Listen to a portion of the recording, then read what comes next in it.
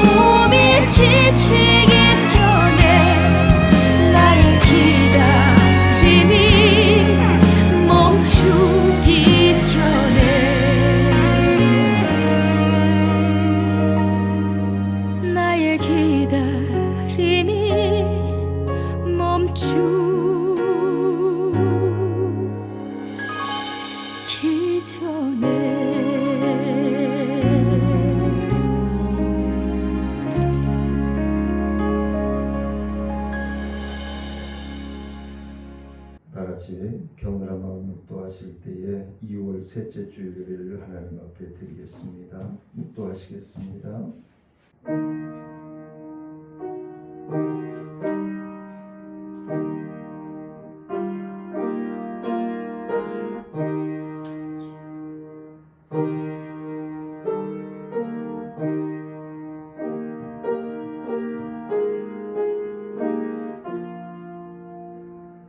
다만 그들이 항상 이 같은 마음을 품어 나를 경외하며 내 모든 명령을 지켜서 그들과 그 자손이 영원히 복받기를 원하노라. 은혜로우신 아버지 하나님, 고유의 명절 설을 맞이하여서 각각 형제와 가족과 부모를 찾아 떠나는 심령들과 또한 여행을 따라 나아가는 심령들의 삶을 주님께서 붙들어 주시고 인도하여 주셔서 하나님 우선순위, 예배의 우선순위의 삶을 살아갈 수 있도록 하나님 역사하여 주시고 인도하여 주옵소서. 그래서 이번 설 명절을 통해서 하나님을 잃어버렸던 심령들이 주께로 돌아오고 형제가 불화하였던 가정들이 화해하고 화목하여지는 복되고 복된 설 명절이 되어질 수 있도록 주님 함께 하시고 오늘 예배를 통하여 하나님 영광 받아주시고 각 심령들과 가정들을 위해 구원과 치유와 회복의 은혜가 충만케 허락하여 주옵소서. 모든 예배의 시종을 주님께 의지하고 예수님의 이름으로 감사하며 기도드리옵나이다. 아멘. 경배 찬송드립니다.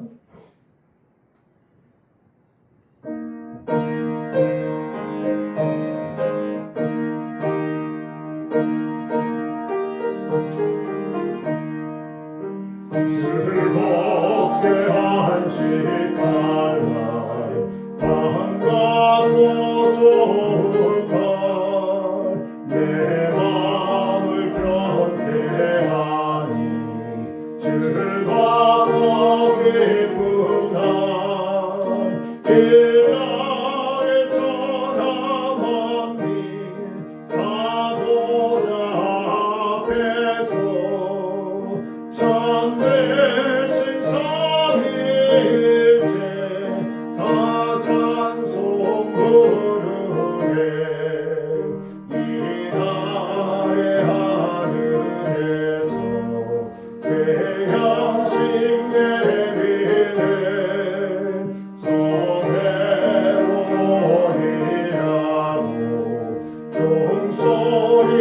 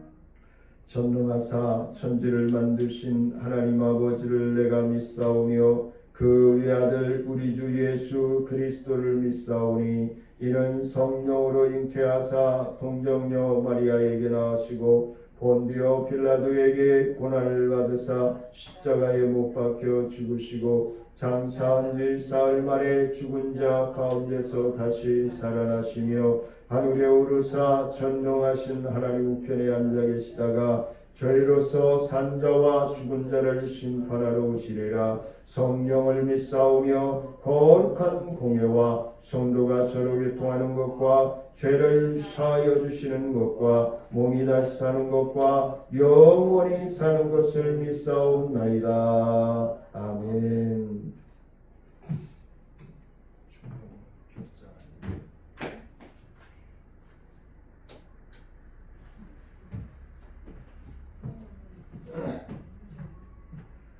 교동문 7번 시편 13편 말씀 교독하십니다.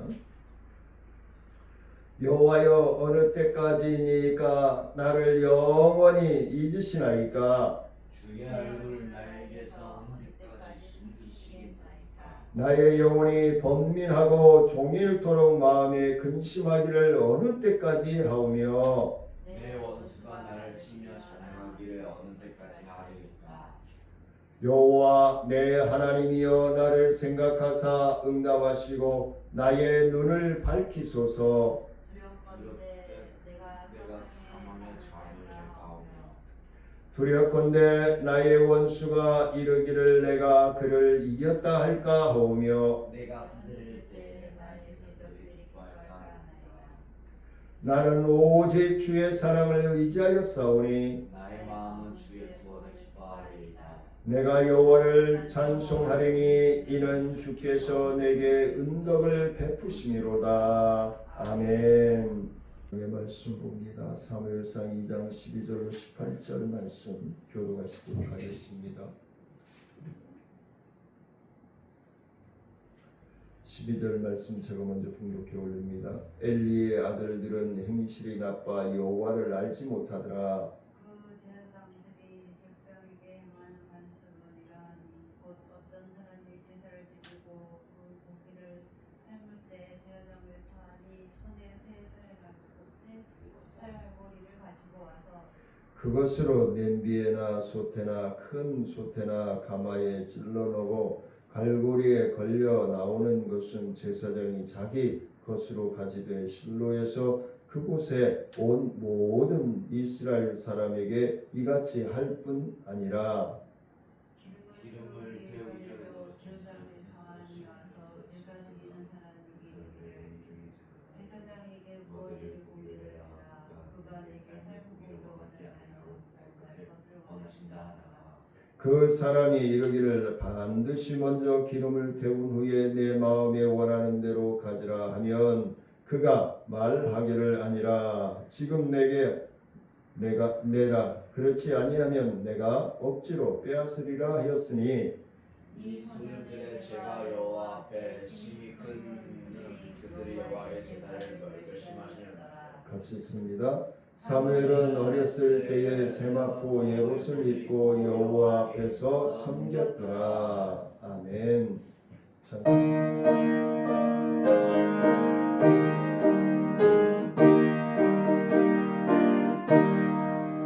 우리를 따르라 의뢰들 세계만 내내 참된 게내길 따라서 살게 온 세계에 전하세 만 백성이 나갈게 남 지나고 봄든다 바람이 보아라 저기 주 예수의 나의 땅이 오겠네 오겠네 주 예수 따르라 승리해 주 세계 만민이 나가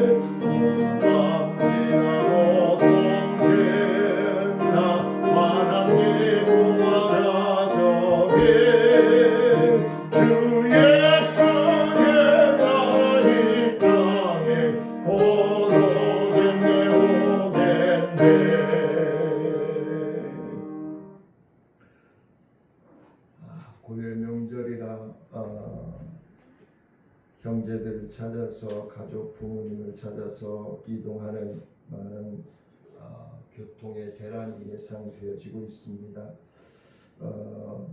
예배 시작하면서 하나님 앞에 기도를 드렸지만 모든 성도들과 교회들이 2026년 설 명절을 맞이해서 가족들이 형제들이 화해하고 회복되어지고 하나님의 은혜로 가득 차고 풍성한 설 명절이 되어지기를 주의 이름으로 간절히 축원을 드리면서 오늘 말씀을 나눕니다. 가정에 관한 교육에 자녀 교육에 관한 내용들이 오늘 본문에 기록되어 있어서 참 시기적절하게 잘 맞는 하나님의 은혜이다라고 생각이 되어집니다. 사무엘이 장차 타락한 이스라엘을 종교 개혁을 통해서 하나님께 이스라엘이 회복되어지고 치유되어지고 새로운 하나님의 축복의 삶을 살아갈 수 있도록 이끌어 주시는 은혜가 오늘 본문에 기록되어져 있습니다. 그래서 오늘 믿음의 생활이란 제목으로 말씀을 나눌 때에 오늘 본문 말씀 이제 앞으로 볼 말씀입니다만 2장 26절 말씀에 보니까 이렇게 기록되어 있습니다. 다 같이 한번 읽어볼까요? 시작. 아이 사무엘이 점점 자라매 여호와와 사람들에게 은총을 더욱 받더라 기록되어 있어요. 이 말씀은 제가 돌잔치나 100일 예배 때 예수님이 성장하는 모습을 들어서 예수님이 성장해가며 키가 자라고 믿음이 자람으로 사람들과 하나님 앞에 크게 영광을 돌리는 모습이 기록되어 있는 말씀과 거의 똑같다라고 얘기를 합니다. 그래서 예수님께서 장차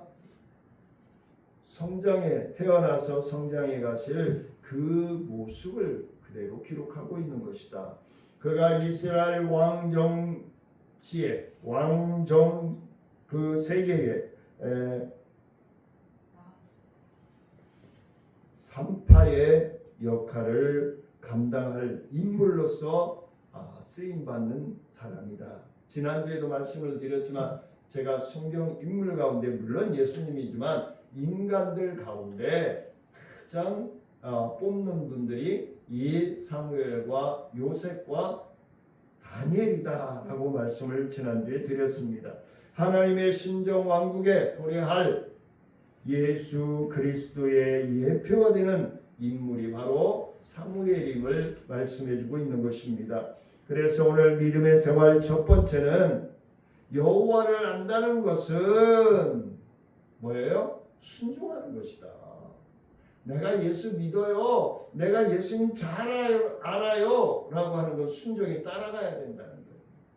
내가 예수님을 알아요. 내가 예수님을 믿어요. 라고 하고 실천이 없는 것은 곧 야고보서 선지자의 말씀처럼 죽은 것이다.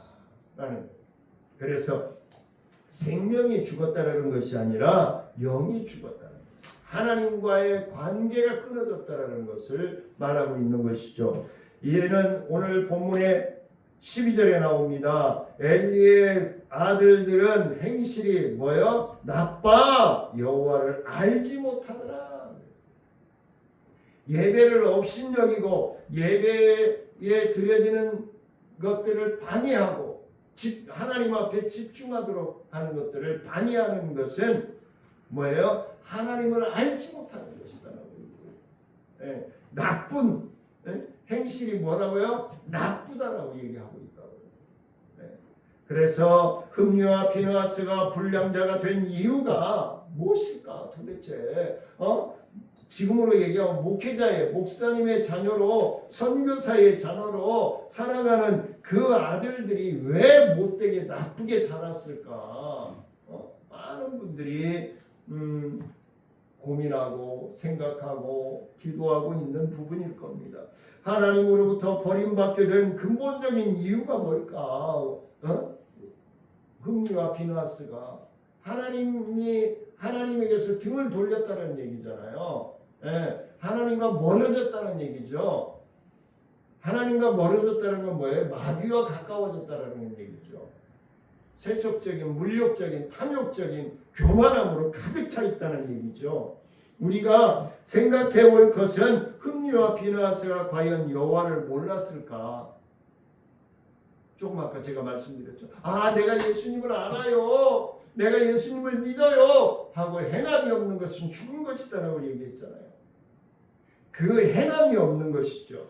흠리와 비느하스는 제사장이라고 기록되어 있습니다. 1장 3절에 보면 이 어린 아이들이 제사장의 직무를 감당하고 있었다는 거예요.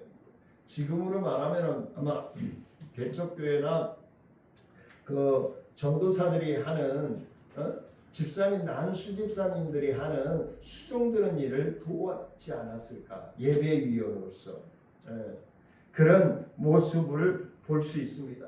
여호와에 대하여 알지 못하는 제사장의 직무를 수행할 수 없다는 거죠. 우리가 상식적으로 어떻게 예배에 대해서도 모르고 하나님의 말씀에 대해서도 모르는 사람들이 예배에 와서 수종들 수 있다는 거죠. 초신자들은 오면은 그냥 옆에서 어떻게 해요? 멘토가 되어줘야 되는 거예요. 먼저 믿은 사람이 예배는 이렇게 드리는 것입니다 라고 해서 주보 보는 모습, 또 예배 때 경배를 위해서 일어나는 별표가 뒤어져 있는 그 부분에서는 자동적으로 일어나고 별표가 없어지는 데서는 자동적으로 앉고 이런 것들을 먼저 교회에 나와서 믿음의 생활하는 분들이 리더를 해줘야 돼요. 그리고 그분이 뭔가 말씀에 또 깨달음을 받고 힘들어하면 옆에서 손이라도 한번 꼭 잡아주고 하나님께 그 영혼을 붙들어 주시길 위해서 기도하는 마음으로 진정한 예배의 멘토, 삶의 멘토가 우리 먼저 믿은 신령들이 되어야 하는 것입니다. 그런데 그들은 대제사장인 엘리의 아들로서 분명히 엘리로부터 여호와에 대해서, 예배에 대해서, 믿음의 생활에 대해서 배웠을 거라는 거예요. 제사법에 대해서도 배웠을 것입니다. 그런데 율법에 대해서도 다 배웠을 거예요. 그런데 그들은 이스라엘 자손 누구보다도 지식적으로는 하나님에 대해서 너무너무 잘 알고 있었어요. 너무너무 지식적으로는, 눈으로 보는 거에는 잘 배우고 어려서부터 예배가 뭔지, 기도가 뭔지, 말씀에 대한 것들에 대해서 너무너무 잘 알고 있어요. 그런데 뭐예요? 문제는 뭐예요? 행동의 문제가 있는 거예요. 순종의 문제가 있는 거예요. 말씀을 들었고 배웠고 보았으면 그 말씀대로 순종하는 행동이 따라야 되는데 그 행동이 그릇되었다는 거예요. 요즘으로 얘기하면은 예배 드릴 때 핸드폰을 본다든가, 물론 요즘 목사님들도 예배 때 보면 성경 찬송 안 가지고 다니더라고요. 저는 꼭 가지고 다닙니다만은 성경 찬송을 안 가지고 다니고 핸드폰에 다 어플 깔아가지고 어플로 예배를 드려요. 그거는 조금 나는 목사님들은 좀, 중직자들은 좀 상가해야 될 부분. 그래서 그날 듣는 말씀에 대해서 밑줄도 쫙 긋고 말이야. 이 말씀은 오늘 나에게 주시는 말씀이야라고 느껴지는 말씀에 밑줄도 좀 쫙 긋고 자기 성경 가지고 다니면서 이런 어떤 믿음의 본이 되어지는 삶, 고의적 얘기라고 생각하시는 분들도 있겠지만은 그것이 곧 하나님의 마음을 감동시킬 수 있는 모습이 아닐까라는 생각을 가지는 것입니다. 그들은 하나님의 존재를 알고 있었으나 궁극적으로는 그의 하나님의 뜻을 분별하지 못했다는 거예요. 분별하지 못했기 때문에 순종을 못하는 거죠. 하나님의 뜻을 분별하지 못했기 때문에 순종할 방법을 모르는 거예요. 그래서 제가 항상 말씀을 전하기 전에 기도할 때 뭐예요? 하나님 뜻을 깨닫고 순종할 수 있는 믿음, 순종할 수 있는 건강, 순종할 수 있는 환경과 순종할 수 있는 물질로 부어주시기를 위해서 기도를 드리는 거예요. 그들의 악행은 결과적으로 하나님을 몰랐다는 평가를 받게 되는 것입니다. 이 얘기는 뭐죠? 성도님들이 예배 때 은혜를 받고 감동을 받았다 할지라도 가정이나 동네에서 형제들에게 가족들에게 실천적인 삶을 살지 못하는 것은 하나님을 알지 못한다는 얘기예요. 하나님의 뜻을 깨닫지 못했다는 거예요. 흠리와 비누아스처럼 하나님을 안다라고 할 수 없다는 거예요. 말로는 하나님을 믿는지는 몰라도 그들의 삶을 보면은 하나님을 알지 못하는 거예요. 하나님을 알고 있었으나 그분과 인격적인 교제가 없었다는 거죠. 하나님과 호흡하지 못했다는 거죠. 하나님과 호흡하지 못했다라고 하는 것은 마귀와 호흡하고 있다는 거예요.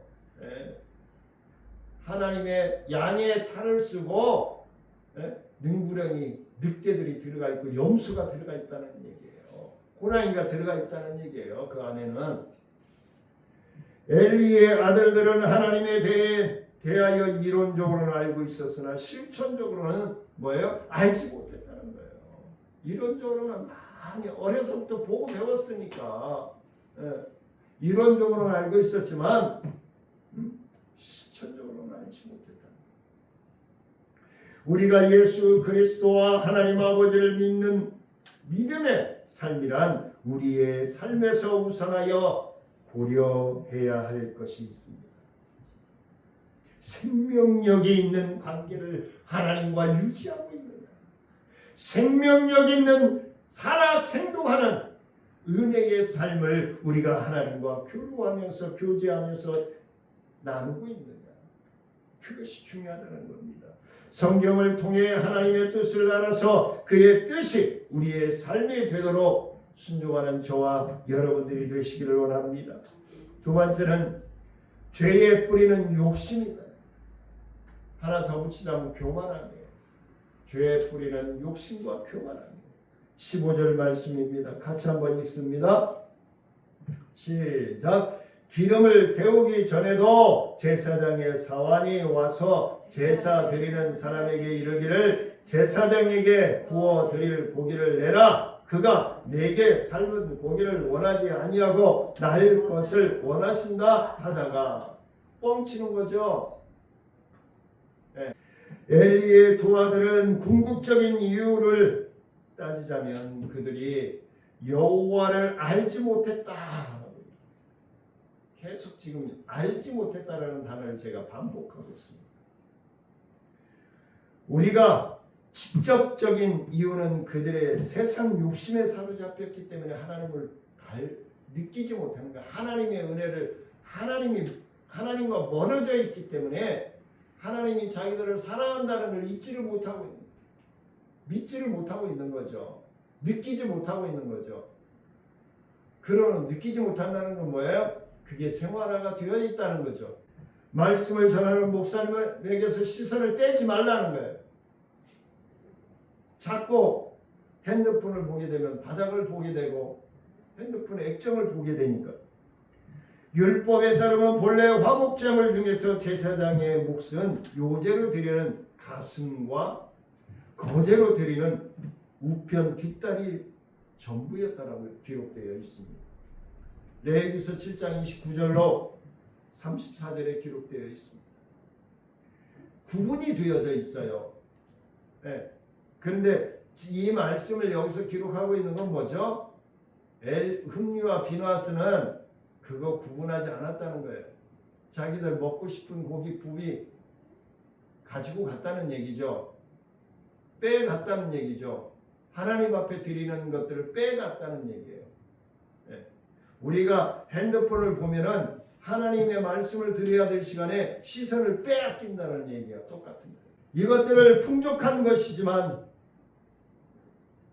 하나님 앞에 구분되어져서 드리는 것은 11조 그 11조로 목회자들이 가정이 살아가죠. 하나님 앞에 드리는 헌금을 통해서 또 재정부에서 책정이 된 걸로 살아갑니다. 많은 목사님들이 풍족하지 못함을 얘기합니다. 사람의 욕심은 풍족함이 끝이 없습니다. 사례비를 못 받는 분들이 얼마나 많습니까? 우리 한국 교회에 사례비가 책정되어 있지 않고 미자립된 교회들이요 40~50%가 넘습니다. 60%가 넘어가요. 그 40%내지 30% 이상만 사례비가 책정되어서 살고 있어요. 그런데 불평하고 투정하고 자동차를 어떤 걸로 바꿔주느니 안 바꿔주느니 이런다. 이걸 옛말로 얘기하면 배부른 소리 한다라고 얘기하죠. 교회 월세도 못 내고 교회 전기세도 못 내고 자녀들의 어떤 학비도 보장이 안 되어 있는 상태로 지금 목회하고 있는 많은 목사님들이 미자립 교회 목사님들이 얼마나 많습니까? 그 이상을 요구한다는 겁니다. 심지어는 하나님께 드릴 것을 강탈함으로써 하나님의 제사에 멸시하는 악행을 저지릅니다. 그러한 악행으로 인하여서 하나님의 심판을 받을 수밖에 없다는 겁니다. 죄 이전에는 반드시 욕심과 교만함으로 죄를 짓게 되어 있다는 것이죠. 그 죄는 사람을 반드시 죽음과 파탄의 실패로 이끌게 되어 있다는 것입니다. 모든 죄의 근원은 욕심이며 교만함입니다. 죄의 결과로 사망으로 달려가고 있는 것이죠. 우리는 영원한 사망에 이르지 않기 위해 무엇보다도 욕심을 버려야 합니다. 하나님과 시선을 같이 합니다. 우리 안에 날마다 일어나는 수많은 죄악된 욕심과 유혹이 있음을 인정해야 합니다. 거기에 죄의 늪에 빠지지 않기를 위해서, 죄의 유혹에 넘어지지 않기를 위해서 냉정하게 우리의 심령들을 다스리고 오히려 그러할 때마다 성령님을 의지하고 말씀을 의지하여서 거룩한 믿음의 욕심, 침노하는 자의 삶으로 전환되어지는 저와 여러분들이 되시기를 원합니다. 세 번째입니다. 성도의 올바른 자녀 교육에 대해서 말씀합니다. 17절 말씀입니다. 같이 있습니다. 시작. 이 소년들의 죄가 여호와 앞에 심히 크면 그들이 여호와의 제사를 멸시하였더라. 여기서 제사가 뭐죠? 예배예요. 예배를 업신여겼다는 거예요. 예배에 집중하지 않았다는 거예요. 누가? 흠리와 비느하스가. 제사장의 대제사장의 아들들이 하나님 앞에 예배드리는 걸 등한시했다는 거예요. 멸시했다는 거예요.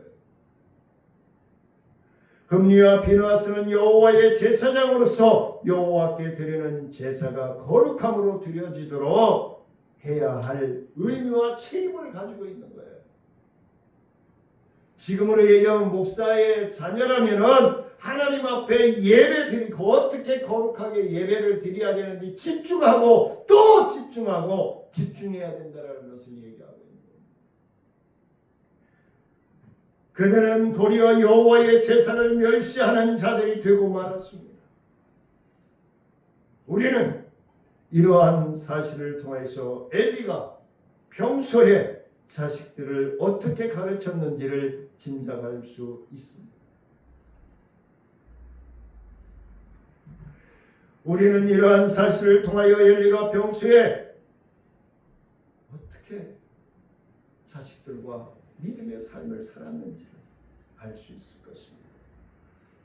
엘리는 자식들이 잘못을 범해도 그냥 넘어가거나 아니면 간단한 말로 몇 마디 야, 그러면 안 돼. 그러고 말았다는 얘기예요. 그거는 하나님 앞에 범죄야. 예배를 멸시하는 것은, 예배에 집중하지 않는 것은 너는 지옥불에 떨어지는 거야. 강하게 얘기 못했다는 얘기예요. 예배 바로 드리자. 이런 선에서 끝났다는 얘기예요.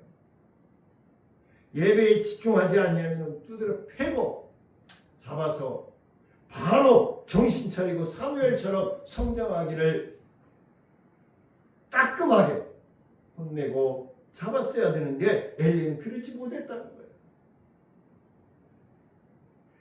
그 자식들이 아버지를 무서워 아니하고 또다시 잘못을 범하는 것이다. 왜? 아버지 그냥 이대로 넘어가면 끝이지 뭐. 가정의 삶은 그렇게 할 수 있어요. 근데 저는 단호히 얘기합니다. 하나님 앞에는 부모 자식 간에서 집에서는 그냥 넘어갈 수도 있지만 하나님 앞에 바로 예배 드리지 못하고 엉뚱한 짓 하는 건 이 흠리와 비누아스 엘리의 가정을 보더라도 그러면 안 된다는 거예요. 아주 우리 옛말에 있잖아요. 바늘도둑이 소독둑 된다는 거예요. 얼렁뚱땅 우습게 넘어가 버리면 그렇게 예배 드려도 되는 거구나. 성도들도 마찬가지죠. 네.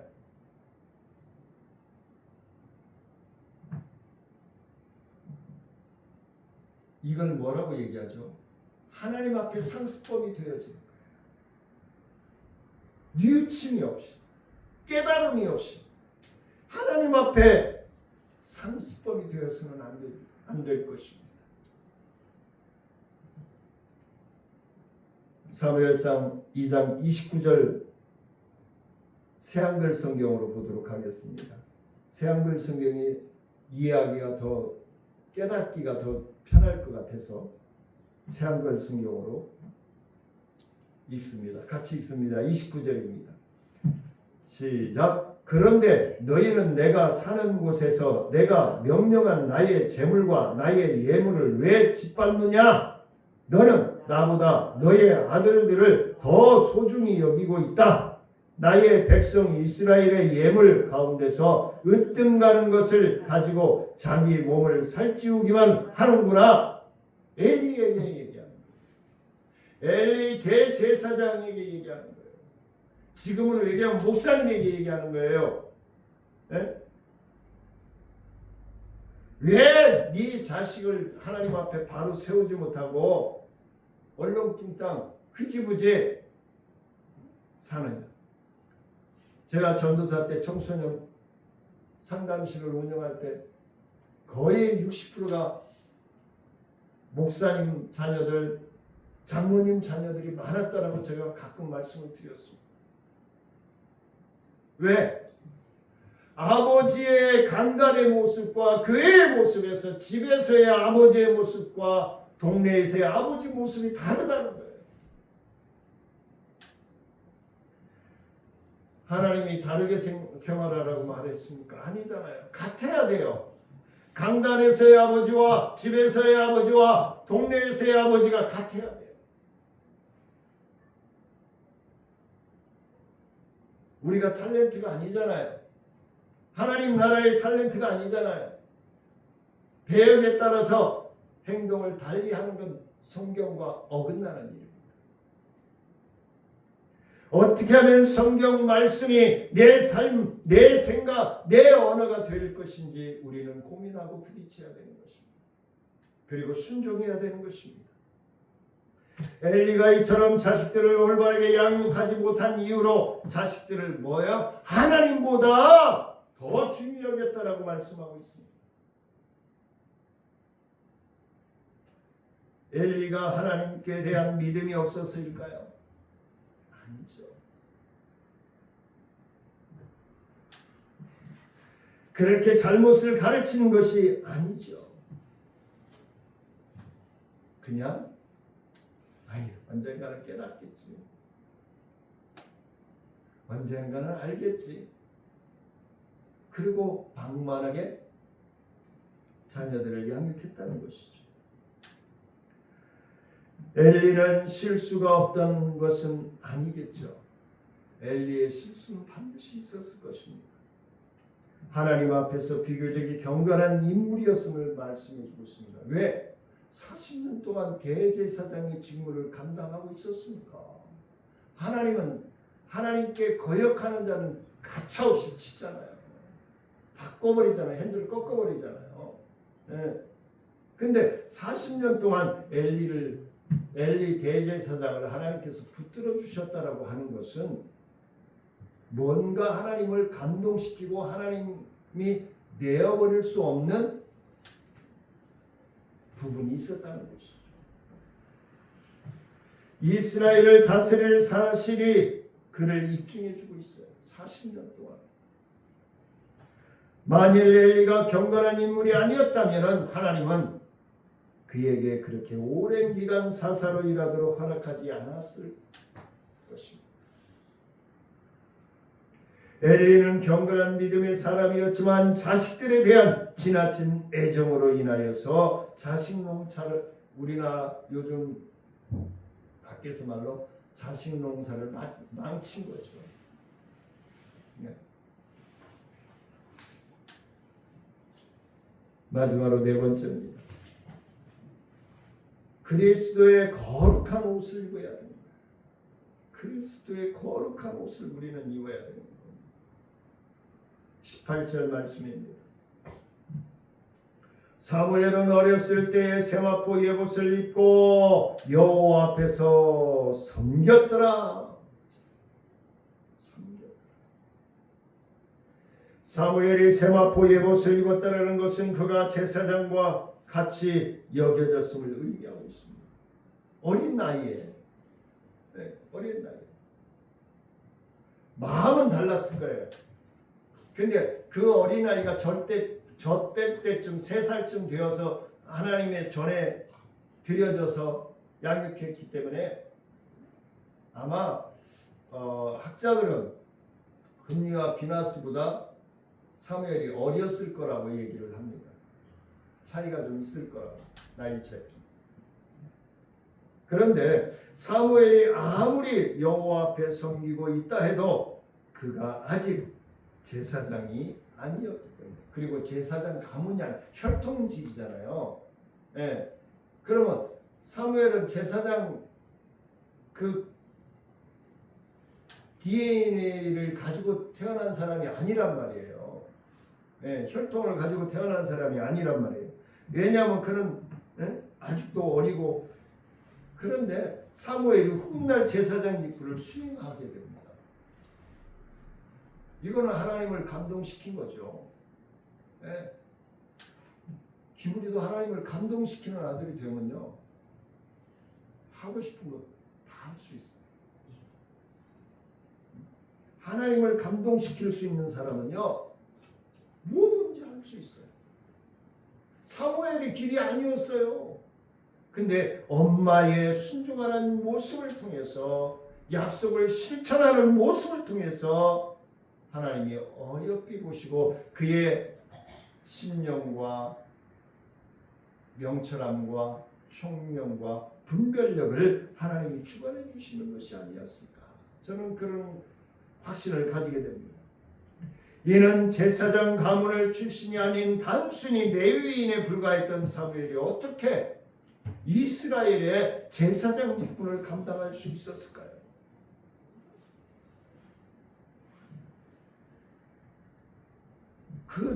어떻게 제사장직을 감당하게 됐는지 구체적으로 성경에 기록이 안 되어 있어요. 그에게 하나님의 특별한 소명이 있었다라고 생각할 수밖에 없는 거예요. 사무엘이 그 어린 나이에 세마포 예봇을 입었다라고 하는 것은 그가 어려서부터 제사장의 훈육을 받았다는 의미예요. 예배 드리는 법, 어떻게 성도들을 맞이해야 되는가, 이런 것들을 아주 자세하게 배웠다라고 얘기하는 것이죠. 이는 사무엘이 하나님의 사람으로 바르게 성장하는 데 매우 큰 역할을 하였을 것이다. 목사님은 김우리가 하나님의 큰 일꾼으로 쓰임받기를 원해요. 아주 훌륭한 인물이 되어지기를 원해요. 그러므로 기도하고 있는 거예요. 하나님의 사람으로서 크고 오묘하게 쓰임받는 우리 어른들 말에 있죠. 사람은 옷에 따라, 옷 입은 것에 따라 그의 행동이 나온다 라고 얘기를 합니다. 성경은 이렇게 얘기합니다. 갈라디아서 3장 27절에서 이렇게 말씀합니다. 같이 한번 읽어볼까요? 시작. 누구든지 그리스도와 합하기 위하여 세례를 받은 것은 그리스도로 옷 입은 믿음의 옷을 입고 말씀의 옷을 입고 성령의 옷을 입은 그 입은 사람들을 그리스도의 옷을 입었다라고 얘기해요. 그러면 우리가 보이지 않는 하나님의 거룩한 옷을 어떻게 입어요? 믿음에 내가 믿음으로 아멘 고백하면은 하나님께서 거룩함으로 코팅해 주시는 말씀으로 코팅해 주시는 거예요. 네? 사무엘이 그 어린 나이에 어울리지 않게 세마포 예옷을 입고 제사장으로 훈육받고 연단받았다는 거예요. 우리도 주 예수 그리스도로 옷 입고 우리 자신이 그리스도인인 것처럼 거룩하고 경건하게 생각하고 말하고 행동해야 한다는 것을 말씀해 주고 있는 것입니다. 우리의 성품이, 우리의 말이, 우리의 행실이 그리스도와 같이 변해가야 한다. 변화되어 가야 한다. 그것이 거룩한 그리스도의 거룩한 옷을 입는 거예요. 그릇된 가지들을 요즘 겨울인데도 예전에는 2월 말이나 3월 초에 저 어렸을 때는 3월 초 되면은 가지치기를 가수나무 가지치기를 했는데 요즘은 겨울에 그냥 가지치기를 다 하더라고요. 저도 어제 가지치기를 했습니다. 가지치기를 하는 건 뭐예요? 불필요한 것, 햇빛을 가리는 것.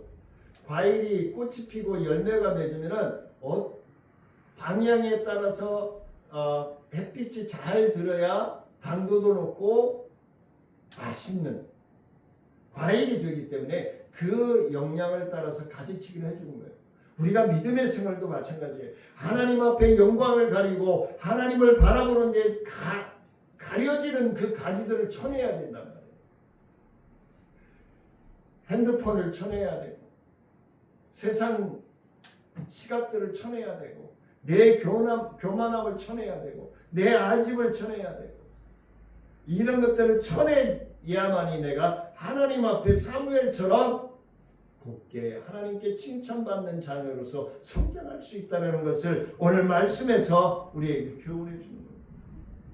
우리는 사무엘과 같이 연단을 지나고 시간이 지나면서 그리스도의 장성한 분량으로 충만해지는 저와 사랑하는 성도님들 되시기를 주의 이름으로 축원을 드립니다. 은혜로우신 아버지 하나님 감사와 영광을 높여드립니다. 하나님 영광 받아주시고 주의 크신 은혜와 능력으로 충만하게 주셔서 사무엘처럼 하나님 앞에 기쁨이 되어지고 하나님께 크고 오묘하게 쓰임받을 수 있도록 하나님 축복하여 주옵소서. 하나님 앞에 나오며 빈손을 오지 아니하고 주의 헌금으로 감사헌금으로 건축헌금으로 선교헌금으로 구제헌금으로 하나님의 것을 구별하여 11조금으로 드린 사랑하는 손길들 위에 한량없는 은혜와 축복으로 부어주시고 말라기서 3장 8절로 12절에서 약속하시는 하늘의 축복을 받아 누리기에 부족함이 없도록 축복하여 주옵소서. 지금은 우리 주 예수 그리스도의 은혜와 하나님의 크고 오묘하신 사랑하심과 교통하심이 이제 하나님의 자녀로서 올바른 믿음의 생활을 통하여 하나님께 기쁨이 되고 하나님께 영광이 되어줄 수 있는 삶을 살고자 나아가는 사랑하는 성도들의 기도와 생활 위에, 또 가정 위에, 생업 위에, 직장과 사업 위에, 우리 나눔과 기쁨 사역 위에, 그리고 우리 예산군 예산 내 모든 심령들과 우리 대한민국의 모든 백성들 위해 이제로부터 영원토록 함께할지어다.